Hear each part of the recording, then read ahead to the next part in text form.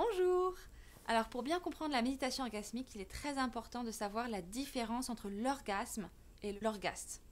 Ce que je vais vous dire, ce n'est pas la réalité, c'est comme un schéma qui simplifie la réalité pour mieux la comprendre. Donc évidemment, l'orgasme et le climax sont des choses beaucoup plus riches, complexes, nuancées et différentes pour chaque personne. Ça me tient vraiment à cœur de dire que l'orgasme, chacun a son orgasme. Et il est différent. Et j'ai presque envie de dire chacun a son orgasmie, parce que l'orgasmie est inquantifiable. Et pour moi, l'orgasme est un état. Donc je vais partir là-dessus, puisque j'y suis. Donc l'orgasme, une des caractéristiques, c'est qu'il n'a pas vraiment de début, il n'a pas vraiment de fin. Il dépend beaucoup de l'attention que l'on porte à son propre corps. Ça veut dire que si je suis en train de réfléchir à des choses pour le travail, qu'est-ce que je vais faire à manger ce soir, eh bien, je ne suis pas dans mon corps. Donc, si jamais il y avait des petits frissons, des sensations, des choses qui se passent, je ne peux pas être là pour les constater et les ressentir et les apprécier. Donc, chose importante, observer mes sensations corporelles. Et ensuite, qu'est-ce qu'il peut y avoir comme sensations corporelles qui sont de l'ordre de l'orgasme? Toutes celles que je ne contrôle pas, toutes celles que je vis sans le vouloir, qui me surprennent presque. Donc, ça peut être aussi simple que de sentir des papillons dans le ventre quand je vais parler à quelqu'un qui me plaît, qui me fait de l'effet, ou presque la boule dans le ventre aussi quand j'ai le trac avant d'aller sur scène par exemple. Ça peut être je rougis, j'ai de la chaleur qui monte dans le visage quand je vais parler à quelqu'un de particulier, ou parler d'un sujet important pour moi. Ça peut être des petits frissons, des frissons qui dans le dos, des frissons dans les bras, dans les mains, dans les pieds, etc. Tout ça, c'est de l'ordre de l'orgasme. Certes, peut-être subtil, mais ça peut aller vers des choses très très très intenses, notamment dans la méditation orgasmique où quelqu'un nous caresse. Donc parce que quelqu'un nous caresse, eh bien on est totalement relâché, le corps est totalement détendu, il n'y a pas une partie de notre cerveau qui contrôle notre main qui nous caresse. Et c'est là qu'on peut se laisser complètement emporter par des sensations qu'on ne contrôle pas. Donc ça c'est pour l'orgasme. C'est un état qu'on ne contrôle pas. Et c'est des sensations corporelles qui dépendent de notre attention, pour résumer. Ensuite, l'orgaste ou le climax, c'est pour moi, donc c'est encore simplifié, c'est un réflexe physiologique qui est le résultat d'une stimulation.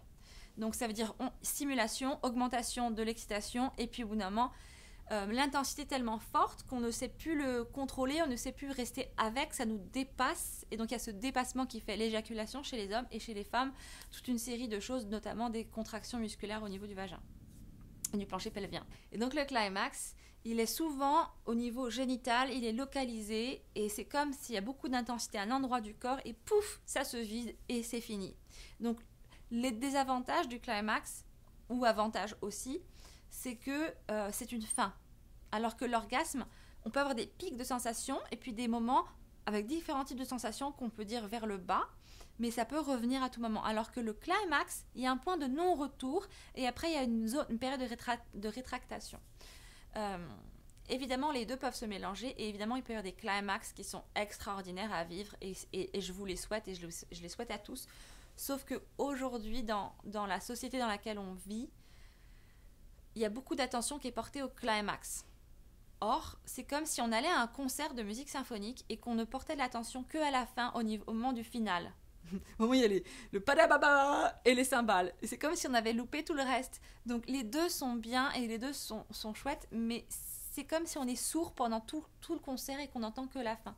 Donc moi, ce que j'espère faire, c'est mieux faire connaître l'orgasme et dire que l'orgaste est optionnel, il vient quand il vient, l'idée c'est de le laisser venir, de laisser les choses naturellement venir. C'est comme un fruit qui est mûr, qui tombe.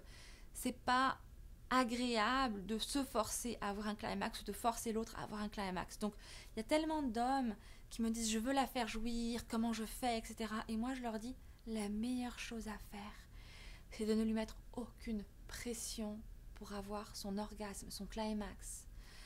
Plus vous allez lui dire il n'y a aucune pression, aucune obligation ni à la pénétration, ni à avoir du plaisir, ni à jouir, plus elle va pouvoir elle-même être dans son corps, se sentir en sécurité et laisser venir les sensations. Donc c'est chouette parce que pour les hommes, il n'y a plus de performance, vous pouvez aussi être dans votre corps, dans vos sensations et apprécier tout ça sans vous stresser. Parce que pour les hommes qui ont des problèmes au niveau de l'érection et l'éjaculation, le problème numéro 1, en fait, c'est pas qu'il y a un problème, c'est que vous êtes stressé Les hommes sont souvent stressés parce qu'ils veulent y arriver, ils veulent avoir du succès. Et du coup, ils ont besoin que leur partenaire fasse des démonstrations de plaisir extérieures qui sont audibles, qui sont visibles pour le rassurer lui qui fait un bon job. Mais du coup, il loupe tout le plaisir que lui peut avoir dans l'instant présent. Donc on va en parler dans une autre vidéo.